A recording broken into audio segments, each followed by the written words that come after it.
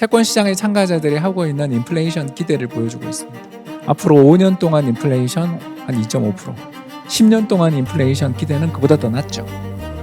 지금 물가 7% 넘게 오르고 있는데 채권 시장 참가자들의 인플레이션 기대는 굉장히 낮죠. 왜 그런가? 이 사람들은 이렇게 생각하는 거죠. 일시적인 인플레다. 왜? 공급 쇼크로 인해서 발생한 일시적인 인플레이기 때문에 이거는 그냥 지나갈 거야? 이렇게 생각을 합니다.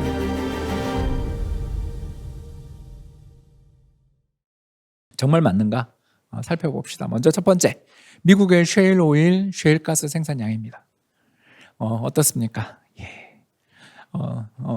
언제부터죠? 그 2000년대 초중반부터 엄청난 생산량의 증가를 보여주다가 금융위기 발생한 다음에 좀 부진했다가 다시 엄청나게 올라오고 있는 중인데 코로나 쇼크로 생산량이 급격히 감소했다가 다시 올라오고 있죠. 그래서 미국의 셰일 오일 혁명이라는 게 굉장히 대단합니다. 고갈된 줄 알았는데, 그죠? 오일 피크 오일이라는 이야기가 있었습니다. 이게 뭐냐 하면 간단하게 말씀드려서 1970년대를 고비로 해서 미국의 석유 생산량은 줄어들 수밖에 없고 앞으로 계속 석유는 줄어든다라는 그런 주장들이 피크 오일 이야기입니다. 지금도 그 이야기하는 사람들이 있습니다. 근데 지금 이 차트에서 보시는 것처럼 70년대가 바닥이었고 오히려 지금 계속 가스랑 석유 가격, 석유의 생산량들이 올라오고 있죠. 왜 이런 일들이 벌어지는가? 셰일 오일 혁명 때문입니다. 그래서 셰일 오일에서 생산량들, 셰일에서 생산을 갖다가 계속적으로 늘려가고 있는 중이다 보니까 이게 잘 나오네요. 보시는 것처럼 아마 올해 하반기나 내년 초에는 역사상 최대 생산량을 아마 기록하지 않겠는가. 그렇게들 다들 보고 계시는 거고요. 이런 석유 생산량들이 폭발적으로 늘어나고 있는 흐름들을 생각해 본다면 아마도 내년 이맘때쯤 되면 석유 생산량이 부족해서 무슨 문제가 생기는 일들은 좀 진정되지 않겠나 생각합니다. 또 하나는 원자재 먹는 하마 중국에서 벌어지고 있는 일이죠. 파란 선은 중국의 수입 증가율이고요. 빨간 선이 뭐냐 하면 국제 유가 상승률입니다. 재밌지 않습니까, 여러분? 중국의 수입 수요가 늘어납니다. 여기. 그죠? 그때마다 유가가 폭발합니다. 왜? 생산량은 일정한데. 그죠? 물론 미국에서는 이번에 코로나 쇼크 때문에 생산량이 감소했습니다만 원유의 생산이라는 것은 그래도 꾸준한 면이 좀 있는데 비해서 수요는 줄었다 늘었다 난리죠. 그래서 원자재 먹는 하마 중국의 수입 수요가 폭발적으로 늘어나는 시기에 항상 유가는 급등한다. 이렇게 볼 수가 있는 거죠. 그럼 지금은 어떤가? 베이징 올림픽 지금 열리고 있죠. 물론 오늘은 미세먼지가 엄청 심한데 어떤 분이 그러시더라고요. 올림픽 한 6개월 정도 열면 좋겠다. 그만큼 이제 대기에 대해서 잘 신경을 쓴다는 뜻이었겠죠. 우스갯소리로 저는 들었는데 그만큼 중국에서 기름 떼는 양이 줄어들면 그만큼 세계 원자재 시장에 미치는 영향은 좀 가격 상승의 압박은 덜하지 않겠나. 우리가 이렇게 볼 수가 있겠죠. 그래서 이 차트만 놓고 보면 피크 친 것 같아요. 그죠? 그래서 최근 중국 경기 별로 안 좋다는 이야기도 들리고 중국이 대기 오염에 대해서 신경을 쓴다는 이야기도 있다는 걸 보면 앞으로 유가가 이쪽 요인, 미국의 셰일 공급, 그리고 두 번째 중국의 원유 수요 둘 다 어떤 요인으로 작용할 것이다. 유가 하락 요인이지 상승 요인은 아닌 것 같죠. 공급량이 늘어나고 그리고 원유에 대한 수입의 수요들이 둔화되는 모습들이 보여주고 있습니다. 자, 그러면 이렇게 원유가 오르는 이유는 그럼 유가가 어젯밤에 90불 넘어서서 3%나 급등했는데 그건 뭐 때문이냐? 전쟁 때문이죠, 그죠? 전쟁 난다 그럴 때는 사재기가 들어가는 게 어떡하겠습니까, 그죠? 사재기가 제일 마음 편하잖아요, 그때는. 일단 비축해두자. 저 러시아에서 유럽으로 들어가는 가스관이 잠긴다라면 가스 대신에 뭘 떼야 될 것인가? 석유밖에 없잖아요. 이 이야기가 지금 나오고 있는 거죠. 그래서 전쟁 리스크에 따른 국제유가 급등은 저도 예상을 할 수가 없고요. 다만 이 전쟁 리스크들이 지나간 다음에는 유가가 조정할 가능성이 있다. 이유는 두 가지. 중국의 수입 수요가 좀 둔화되고 있고 더 나아가서 미국의 셰일 오일 생산량들이 본격적으로 늘어나고 있다라는 이야기를 드릴 수가 있는 것 같아요. 자, 다음 두 번째. 인플레이션이 발생하는 두 번째 이유는 집값이었죠. 집값은 어떨까? 제 생각에는 안 잡힐 것 같다. 이런 이야기를 이제 드릴 수밖에 없는 게 저도 우리나라도 그렇고 미국도 그렇고 한번 이렇게 어마어마한 가격의 상승이 나온 다음에 신속하게 꺾이는 걸 본 적이 거의 없는 것 같아요. 왜? 큰 지진이 오고 나면 그 뒤에 여진이 오잖아요. 어마어마한 가격의 상승이 왔기 때문에 조금만 조정이 오면 저가 매수하고 싶은 사람들이 되게 많을 것 같아요. 그 타이밍을 놓친 사람들 입장에서 집값이 조금만 빠지면 야, 이번이 기회야, 이런 생각을 할 수도 있다는 게 문제인 것 같아요. 이 그림 보시면 빨간 선이 미국의 주택가격 상승률, 그리고 파란 선이 뭐냐면 소비자 물가 안에 들어가 있는 집세입니다. OER이라고 적어놨는데요. 집세라고 생각하시면 됩니다. 후행하죠. 빨간 선이 급등한 다음에 집세가 뒤늦게 움직입니다. 반대로 또 집값이 빠지고 난 다음에 한 1년 있다가 늦게 움직입니다. 왜 그럴까요? 예, 주택 임대차 계약이라는 게 그렇죠. 그렇지 않습니까? 집값 올랐다고 바로 가격 못 올리죠. 계약 기간 끝난 다음에 올리잖아요. 우리도 그렇고 다른 나라도 다 마찬가지 아니겠습니까? 결국 지금 미국 집값이 고점을 치고 꺾이기 시작했다라고 주장을 하더라도 집세가 꺾이는데 얼마 걸린다? 1년 이상 걸리는 거죠. 그리고 집값도 그렇게 급락할 것 같지도 않고, 이런 이야기가 되겠습니다. 그래서 전체 소비자 물가 상승률에서 가장 중요하게 차지하는 건 에너지 가격이었는데, 에너지 가격은 좀 진정될 여지가 있는데 집세는, 주택 가격은 그렇게 꺾일 가능성은 지금 현재로서는 잘 안 보인다. 그런 이야기가 됐고요. 왜 그런가? 이 그림 봐주십시오. 미국의 주택가격 상승률 데이터를 옛날까지 끌고 가게 되면 이제 미국의 70년대부터 해서 이렇게 쭉 데이터들이 나오는데, 파란 선이 미국의 주택가격 상승률이고요. 빨간 선이 미국의 대출금리입니다. 모기지 금리, 대출금리죠. 자, 금리가 빠집니다. 금리가 빠집니다. 쭉쭉 빠집니다. 거의 고점에서 한 3% 빠지죠. 그러고 나면 그 뒤에 금리 빠지고 난 다음 한참 있다가 집값이 한 2번 정도 바닥치고 올라가죠. 금리가 충분히 빠진 다음에야 집값이 오릅니다. 여기도 금리가 이렇게 빠진 다음에 집값이 오릅니다. 여기서부터 여기까지 이렇게 금리가 빠지는데 집값은 본격적인 회복은 금리 빠지고 한 2년 있다고 오릅니다. 이번에도 금리 계속 빠지는 동안에도 집값이 계속 마이너스 선에 있다가 작년부터 올랐죠. 왜 그럴까요? 왜 그럴까요? 한 번 대출 받으면 30년간 갚아야 되거든요. 이해되세요? 대출을 한 번 받으면, 그렇죠, 미국은 30년 만기 고정금리 대출이 대부분이에요. 돈을 빌려가지고 한 30년간 갚아야 되는 거예요. 그럼 어떻게 해야 되냐면, 금리가 떨어진다 그럴 때는 가만히 있어요. 오히려. 떨어지고 떨어져서 이제 더 이상 떨어질 것 같지 않고 오른다는 소문이 들려야 그때부터 집을 삽니다. 왜? 앞으로 30년 동안 이자를 내야 되기 때문에 최저금리라는 확신이 들어야, 아니면 금리가 너무너무 많이 떨어져서 여기서 더 떨어지겠지만 이 정도는 난 만족해 해야 집을 삽니다. 그래서 금리 인하를 한 다음에 집값이 오르는 게 후행적으로 1년 정도, 2년 정도 집값이 뒤늦게 움직입니다. 자, 반대로 금리가 오르기 시작했어요. 지금 금리가 오르고 있죠? 끝부분 지금 오르는 거 보이시죠? 자, 금리 오르면 어떻게 될까요? 집값이 더 오릅니다. 왜 그런지 아시겠죠? 바닥 쳤네? 이제부터는 오를 일밖에 없네? 그러면 이 금리라도 빨리 사야 되겠네? 이해되세요? 그래서 제가 투자를 할 때 제일 좋아하는 시장이 미국 부동산 시장입니다. 왜냐하면 금리 흐름이 결정된 다음에야 집값이 반응합니다. 투자하기 너무너무 좋은 자산이에요. 제가 투자의 팁을, 지금 꿀팁을 드리고 있습니다. 금리가 뚝뚝뚝 떨어지면 그때 놓쳤잖아요. 주식 가격이 급등하고 막 놓쳤잖아요. 그러면 미국 집을 사면 돼요. 미국 집을 살고 싶은데 살 수가 없다라는 이야기를 하실 텐데, 외국환 관리법 때문에 못 사죠? 미국 집을 살려면 투자 이민 가는 거 말고는 남은 게 없습니다. 대신에 뭘 사면 되죠? 미국 리츠를 사면 되겠죠. 미국에 투자하는 리츠들을 사면 됩니다. 반대로 또 금리가 이제 오르기 시작합니다. 금리가 뚝뚝뚝뚝 계속 급등하기 시작합니다. 그러면 그로부터 한 1년 있다가 집값이 조정을 받거나 크게 움직이는 경우들이 종종 있습니다. 그래서 탈출할 수 있는 기회들이 우리 투자자들한테 굉장히 많이 주는 시장이 바로 미국의 리츠 시장 또는 부동산 시장이라고 볼 수 있겠고요. 지금 어떻습니까? 바닥을 치고 올라간 지 벌써 한 1년 넘었죠? 이제 지금 미국 주택 시장이 조금씩 반응하고 있습니다. 그래서 올해는 미국 리츠 가격이 많이 빠졌죠. 이게 그래서 그렇습니다. 후행합니다. 금리가 꾸물꾸물 올라오는 동안에도 계속 집값은 오르거든요. 그러다가 한 1년 지나면 이제는 또 못 사겠다. 이 금리에서는 너무 힘들어 하면서 사람들이 이제 스탑하면 집값이 빠집니다. 그래서 올해 미국 주택시장은 어떻다? 집값은 급등세는 꺾일 것 같다. 근데 그게 물가에 반영되고 물가의 안정으로 가는 거는 내년 일이다. 멀었다 아직.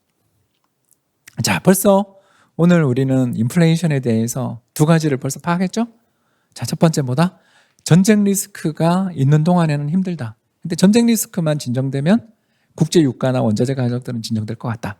두 번째, 근데 미국의 집값은 올해 조정을 안 받을 것 같지만 또 받는다 하더라도 그게 물가 안정으로 연결되는 데는 내년이다. 이렇게 볼 수가 있었고요. 이제 세 번째, 이거 뭐 넘어가겠습니다. 주택 공급 이야기는 우리도 이게 해당 사항이 있는 이야기인데요. 마음 아픈 차트죠. 그냥 말로만 잠깐 하자면 미국의 주택 공급이 평균이 한 150만 호 정도 됩니다. 여기입니다. 이 150만에서 160만 호가 역사적인 평균인데 지난 2008년 글로벌 금융위기부터 시작해서 지금까지 이렇게 이 삼각형 해당되는 부분만큼 집을 안 지었습니다. 우리도 그렇죠. 신축 주택이 많이 들어선 지역들은 일부 지역들은 신축 주택이 들어서 있는데 새 집이 없습니다. 그럼 어떻게 될까요? 새 집이 희소하죠. 귀하죠. 그럼 귀한 것은 어떻습니까? 가격이 오르죠.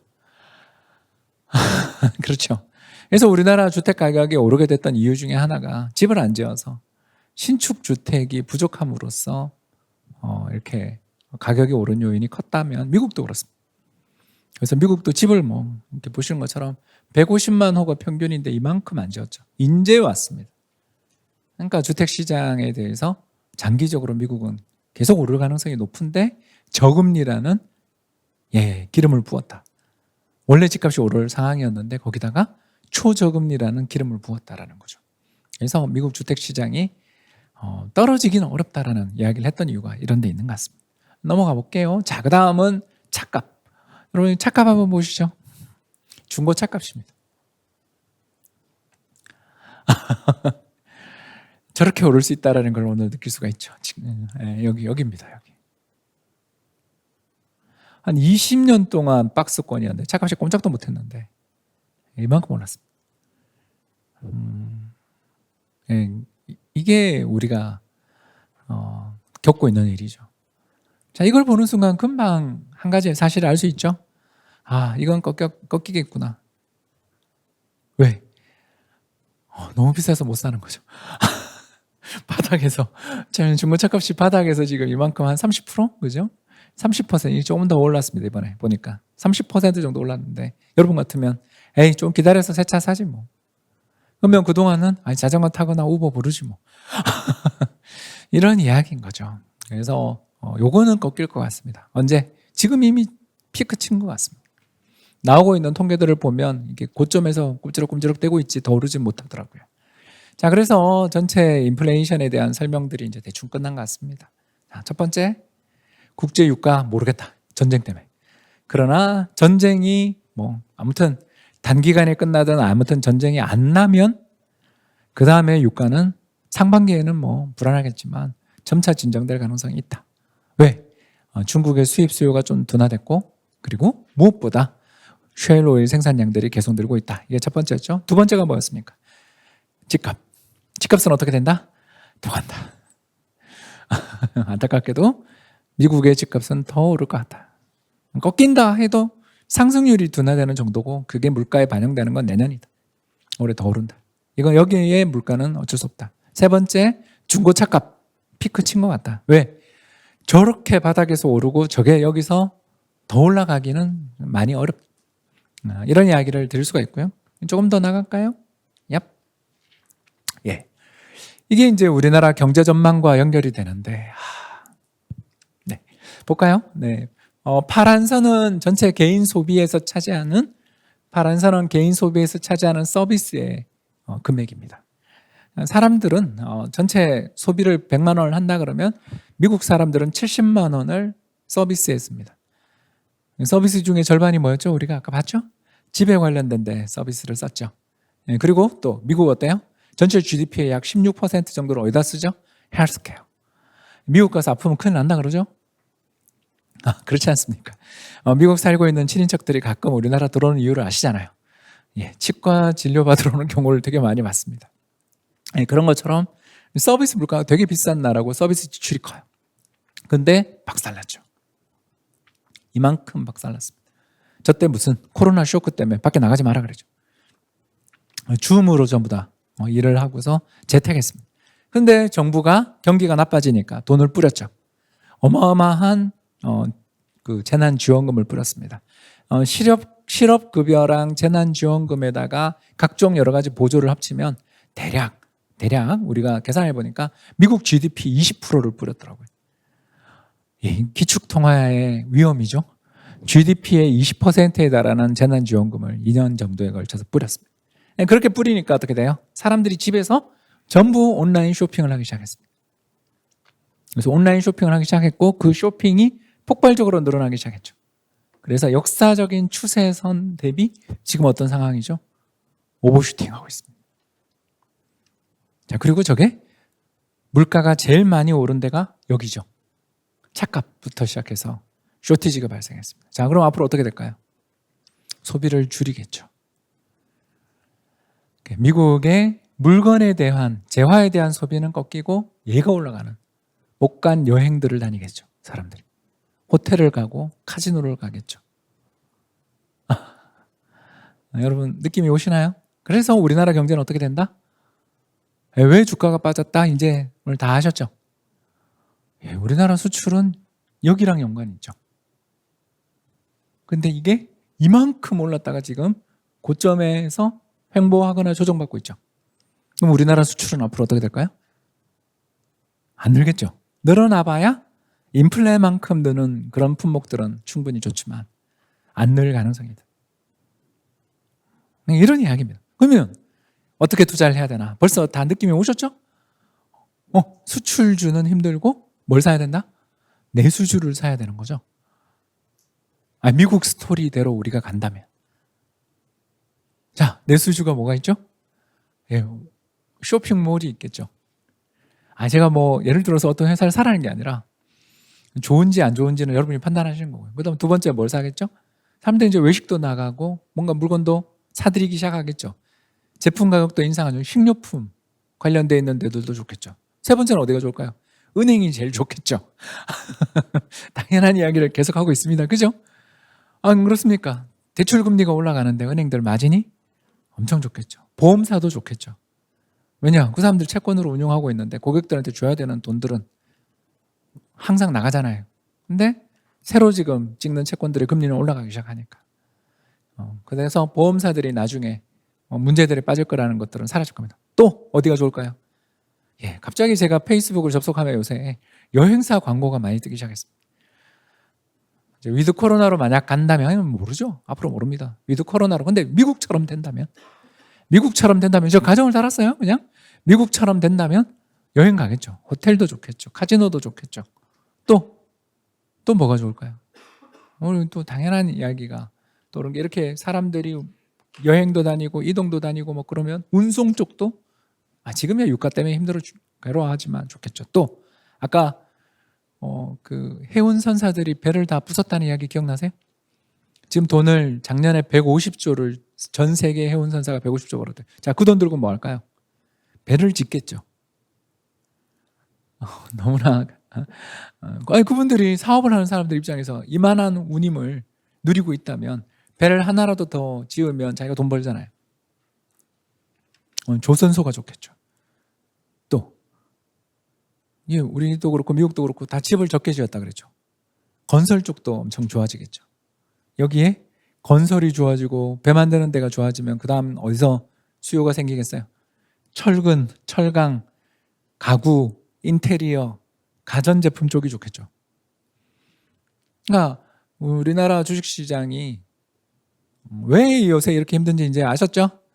이 인플레 이야기를 쭉 하다 보면서 이 그림을 제가 딱 보여드리는 이유를 이제 이해하셨을 거라고 생각합니다. 로테이션이 벌어지고 있구나.